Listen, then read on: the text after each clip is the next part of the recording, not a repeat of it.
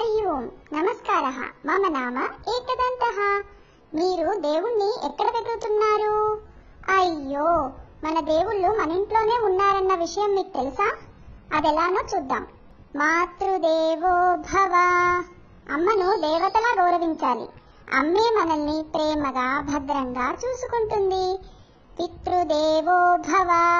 నాన్నను దేవుడిలా గౌరవించాలి. ఆయన రాత్రి పగలు మన కోసం కష్టపడతాడు. ఆచార్య దేవో భవ. గురువు వల్ల మనకు జ్ఞానం లభిస్తుంది. వారే మనకు మంచి చెడు నేర్పిస్తారు. అతిథి దేవో భవ. మన ఇంటికి వచ్చిన అతిథిని ప్రేమగా ఆహ్వానించాలి. అతిథి కూడా దేవుడే. ఈ శృతి వాక్యాలు తైత్రీయోపనిషత్తులోని శిక్షావళిలో చెప్పబడినవి. మన చుట్టూ ఉన్న వారిని గౌరవించడమే నిజమైన భక్తి. పునర్మిలామః. ధన్యవాదాలు.